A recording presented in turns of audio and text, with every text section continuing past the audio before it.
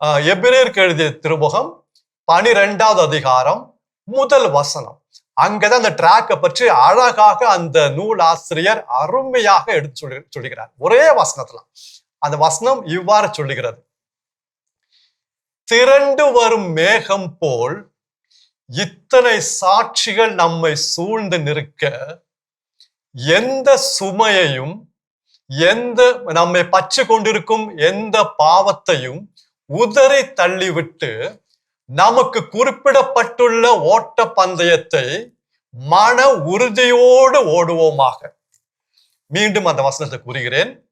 திரண்டு வரும் மேகம் போல் இத்தனை சாட்சிகள் நம்மை சூழ்ந்து நிற்க, எந்த சுமையையும், எந்த பாரத்தையும் அப்படி எடுத்துக்கலாம், எந்த சுமையையும் நம்மை பற்றி கொண்டிருக்கும் எந்த பாவத்தையும் உதறி தள்ளிவிட்டு, என்ன செய்யணுமா?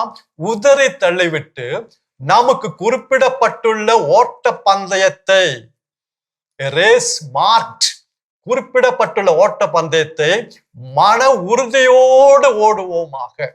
அருமையா அந்த ஆசிரியர் எடுத்து சொல்லுகிறார் பாருங்க. அருமையா அந்த ட்ராக்கை காட்டுகிறார். திருத்தூதரான பேதுரு அழகாக சொல்லுவாரு, உங்கள் கவலைகள் எல்லாம், உங்கள் பாரத்தை எல்லாம் அவர் மீது போட்டு விடுங்கள். ஆங்கிலத்துல அருமையா இருக்கும்.